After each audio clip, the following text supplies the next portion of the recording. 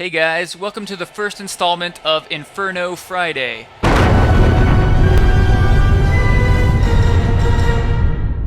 This is Archon speaking.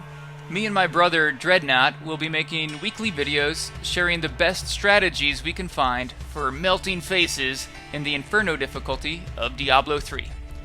I'll be playing a wizard and will be sharing wizard strategies, while Dreadnought will be playing and covering barbarian strategies.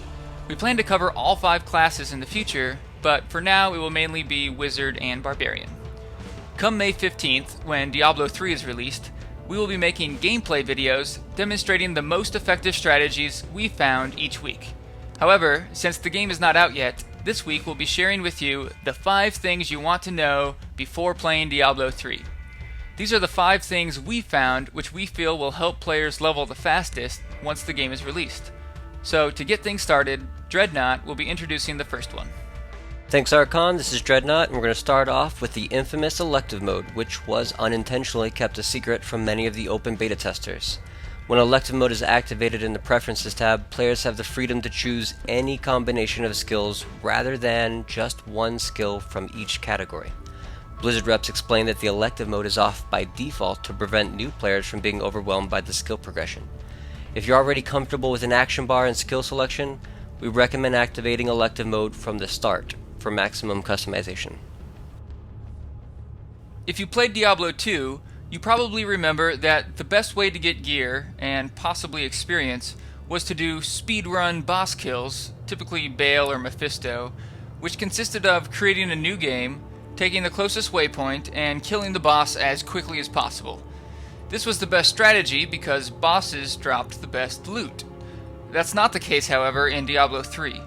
Killing a boss for the first time on a given difficulty will give you increased loot. However, after that, boss loot will be similar to the loot off of elites, champions, and the random encounters found in each zone. And because they are all so much more plentiful than bosses, it will probably make more sense to clear much of the area instead of rushing straight to the end boss. Now, early in the game, you might not care as much about loot, and completing quests as quick as possible might be the fastest way to level. However, if you're at the point where you need more experience or better gear to progress to the next act, killing elites and champions and completing random encounters will definitely be the way to go. Gamers who have played MMOs like the World of Warcraft are already familiar with the profession system. In many online games, professions are time-consuming and barely worth the resources put into them. This won't be the case, however, in Diablo 3. It will be worth your time and resources to level your blacksmith and jeweler. The weapons and armor that you craft will give you significant gear upgrades throughout your journey to Inferno, and any player who chooses not to level and use his blacksmith will be greatly crippled unless he plans to throw some money at the real money auction house. The jeweler was not available during the open beta, but leveling the jeweler is a must for any player racing to level 60. The gems you use to augment your gear will be worth the effort. Gems will be tiered with a similar system to Diablo 2, with Chipped Ruby being the lowest tier and a Radiant Star Ruby being the highest tier, giving a plus 31 experience gain bonus if placed in a helm slot. Yes, it will probably be a while before your rubies are this radiant, but you don't have to use much imagination to see how the jeweler can accelerate your path to Inferno. If you didn't get to try out the beta, I recommend familiarizing yourself with both the blacksmith and the jeweler at the battle.net link in the description of this video. If you played much of the beta, you may have noticed that playing with a group seems to be much more effective than solo questing, and there are a couple reasons for this. Despite the increased difficulty, the benefits you give to other members in your group allows you to move through quests faster than if you were to play by yourself. Also, you're still getting just as much experience per kill as you would playing solo. The real advantage, however, seems to be the ability to port back to town and then use the banners to port back to your friends. Once in town, there will be a banner for each player in the game. Right-clicking on a banner will instantly teleport you to that player's location, assuming they're not engaged in a boss fight. This allows one player to leave the group, sell, repair, and turn in quests, while the rest of the party continues to progress. Also, quest turn-ins seem to count for all players, which will save you even more time. On the other hand, having players in your game who aren't fighting with you could slow down your leveling time. You don't seem to get any extra experience from having more players in the game, however, the difficulty will still be increased, which will slow you down. It looks like the best strategy is to find friends to play with, from real life or in the game, and create private games to avoid other players joining who might not be fighting with you, but who will still increase the game's difficulty.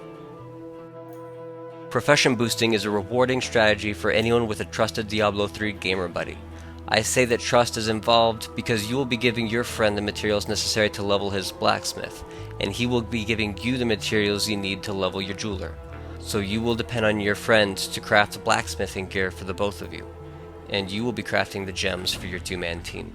Starting at jeweler level 4 and blacksmith level 5, special crafting pages found throughout the world will be required to level your crafters, along with a decent amount of gold. Through profession boosting, your two-man team still has access to both a leveled jeweler and a leveled blacksmith at half the price. Beware though, if your friend decides to go back to competitive Mario Kart racing and leaves Diablo 3, you'll be stuck with your level 1 blacksmith. Well, that's all the tips we have for you this week. Next week we'll be covering some theory crafting that's going on in the forums, and me and Dreadnought will each discuss the leveling strategies we plan on using once the game comes out. This video has been mirrored on each of our channels. However, our gameplay videos will be a little different. We'll still be recording videos together, however, you'll be able to watch my screen on my channel and Dreadnought's screen on his channel, so you can kind of decide which class you want to follow. We'll also include a link in the description of this video so you can subscribe to either of our channels. Thanks for watching, guys. You can expect a new video every Friday, so please like and subscribe.